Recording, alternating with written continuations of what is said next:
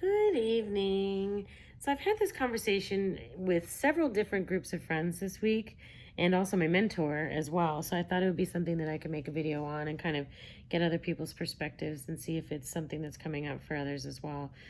But basically, this question has been coming up, or not question per se, but just looking at the balance of divine masculine and divine feminine energies within us. Now, all people, for those of you who aren't really sure what that means, what I'm taking it to mean, and I'm sure there's lack of understanding in my awareness as well, but what I'm taking it as is we all, male and female, have both masculine and feminine energies within us. And feminine energies tend to be more creative, more nurturing, more of that kind of energy. Whereas the masculine is like the go to it, the getting things accomplished, the like, I don't want to say tougher, but the more like focused, directed energies. And so that's a very oversimplification. So just bear with me. But so in my life, what I thought was valued was more of the masculine energy.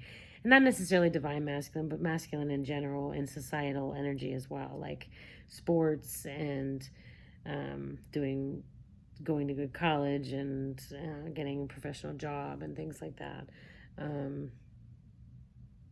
rather than the more nurturing emotional side of our existence. Excuse me, I've got quite a little bit of a sore throat today. But yeah, so I've been working on how to balance those energies because I am very strong on the divine masculine side. I have, single mom, killing it, always doing well, always going, getting things done, accomplishing, having money, set and focused and go, go, go, go, go, busy, busy, busy, busy, busy.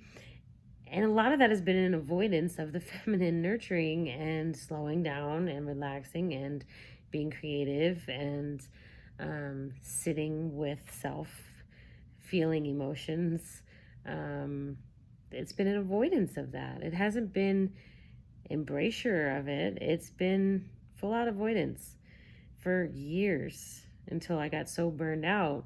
And interestingly enough, when I got mostly burned out was when my kids were all toddlers. And what do toddlers need more than anything is that nurturing from mom, well, or dad or whomever, but more of the nurturing feminine side.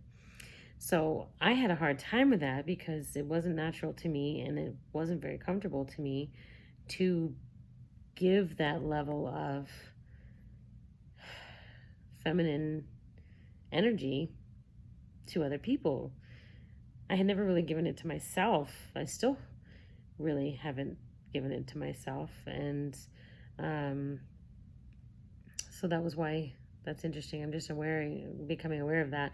I wasn't very, being a mom of toddlers was not my favorite time. That was definitely not my best parenting years. I think I did overall as best as I could. Excuse me, but it was definitely not natural for me because of that imbalance. So bringing it up this week, I just resigned from my teaching position. I was not prepared to do the COVID requirements of distancing and masks and all that stuff. So I took the year off and I quit my job. And for me, that was allowed me to be in a very divine masculine, go, go, go, go, go, busy, busy, busy, busy, accomplish, accomplish, accomplish, make lots of money, blah, blah, blah.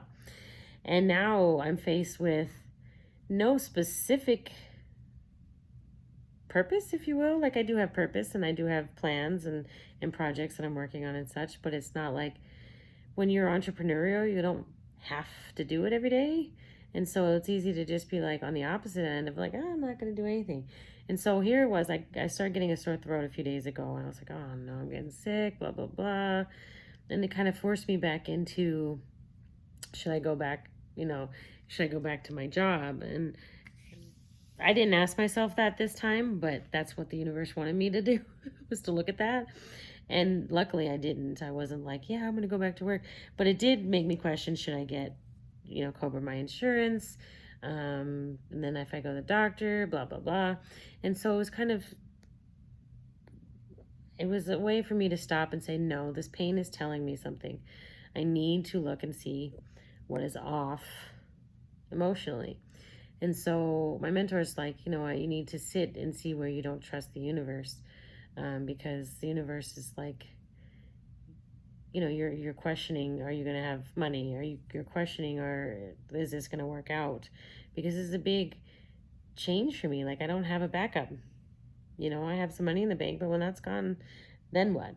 And so for me, who's always really embraced this divine masculine stuff and energy, that's very different for me, is to be trusting, to give trust to the universe. Because one of my programs was that when I trust someone, they either fuck it up, mostly, or they let me down completely. That's been my program. And so when you believe that someone's going to let you down or fuck things up, you attract just that. That's what you attract. And so I think back about various relationships and various friendships and various people who have helped me. That's been my pattern, is this is who I attract in. So I was sad with that, and I did some work, and I sat in a really hot bath with some oils to help with the pain, my sore throat and some congestion yesterday. And did a meditation to bring me into that grief and allow it to go. And man, the things that come up when you sit and do this work.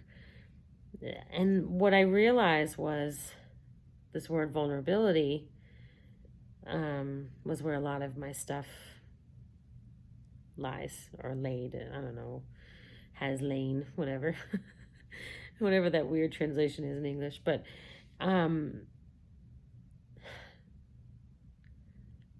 being vulnerable to me equaled being weak.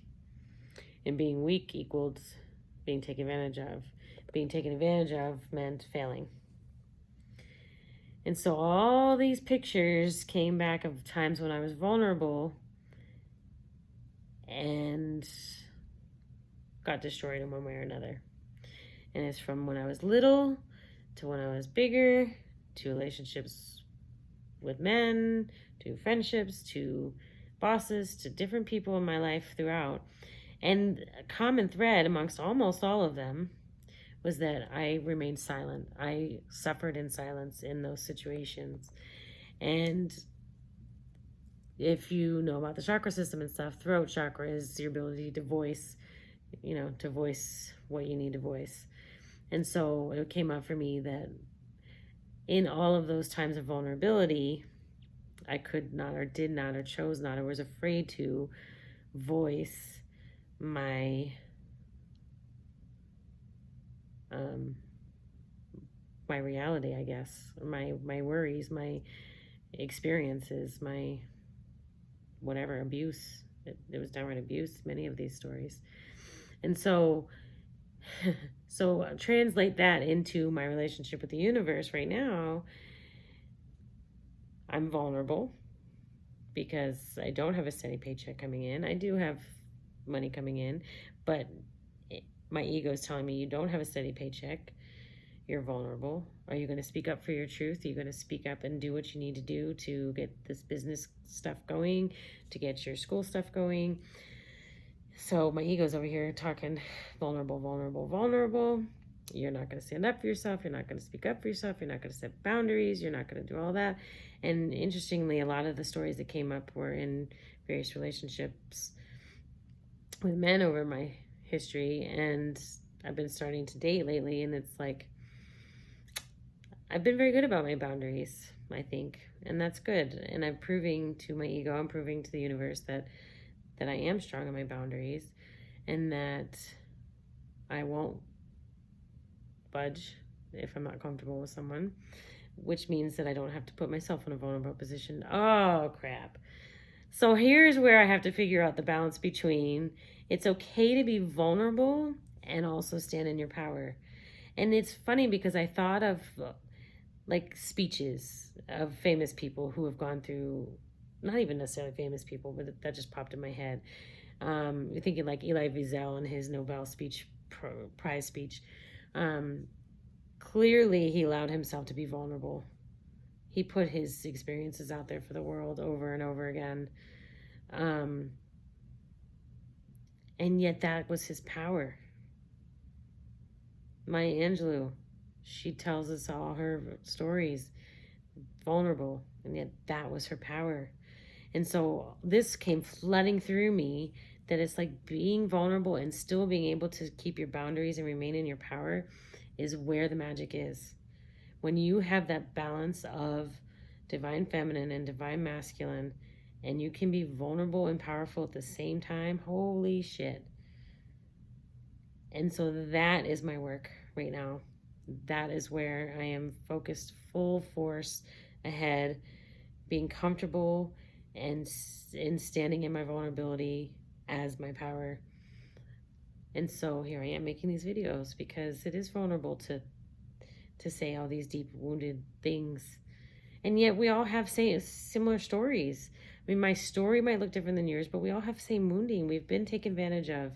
We've been vulnerable and gotten stomped on. We've been made fun of for crying sometimes, you know? And it affects us all deeply. Maybe the pictures look different from my story to yours, but we've all been through a lot of the same kind of things. So yeah, so the work I'm focused on this week is balancing that more feminine energy with that more masculine energy, and recognizing and appreciating and being aware that both are so powerful. And when you work together and have that balance, you're unstoppable. I am going to be unstoppable. I am already pretty much unstoppable. But now I'm going to be even more so because I'm going to allow those people who want to love me and want to help me and want to be a part of my life just because, I'm going to let them in. I've blocked a lot of really awesome, amazing, wonderful people from my life because of fear of vulnerability before. I'm not doing it anymore. I can be vulnerable and still safe and powerful at the same time. So if you need to hear this message, I hope you hear it. It's not for everybody because not everybody has the same wounding. But for me and for others like me, the 2 or 3 other people I've had this very similar conversation with this week, I know there are other people out there that need to hear this kind of conversation. So reach out to me because the more we talk about it, the easier this all becomes and the more lights that go on, especially when it's all in the same like time period, because then we realize that we're not alone right now, which is good, I think. So yeah, so watch out, world, because I am becoming more and more trusting of myself. I'm becoming more and more trusting of the universe. And once that trust and that balance really comes, then there's nothing holding anyone back. So yeah, plus I'm gonna get my new tattoo because I found this really cool one. I'll show it to you once I get it, but I want to get rid of this cold first. But it's like a divine feminine, divine masculine, like fingers wrapped around each other and coming together in one point. And it's really cool and I'm excited. I just have to figure out where I want to put it first. My friend said on the back, but I like to be able to see it. I want it somewhere where I'm going to see it. Like I have this other one here on my arm and it's for me. It's not for anybody else. I was going to put it the other way, like upside down. I was like, no, because I want to look at it. It's for me. Other people can appreciate and admire it, but ultimately it's for my thing. So I'm looking forward to that. I already had an idea for this, my other arm, but I think I might put that one here instead. So it's mutating. We'll figure it out. So yeah, but I love you guys and thanks for listening. And hopefully this resonated with some of you because I think it's really an important topic. And I'm going to keep talking about it until I value the divine feminine as much as I value the divine masculine. I'm getting there because this stuff is very important and it's beautiful. And luckily, I think one of the best benefits of being a single mom is that I have been a lot more nurturing to my children than I think I would have been had I had a husband or a boyfriend during this time. And I think that's a program too, because I can do both. I can be loving and snuggly with a husband and my children, but I think that has enabled me to stay really physically present for them in the nurturing way, because that's so important. They know they can come snuggle with me whenever. Even my 11-year-old comes and snuggles with me, and that makes me happy. So whatever. All right, baby steps, baby steps, baby steps. I'm not a good baby step person. I want to be all in all the time, but I think it's good for me to just keep moving forward a little bit at a time. So reach out if you need me. I'm happy to help you with coaching. I still have 4 spots left for whatever month this is, starting next week, for coaching. It's a 6-week program. So if you need me or want to jump in on that, I've got some good prices going on for now. Yeah, so have a great evening, and I'll catch you soon. Bye.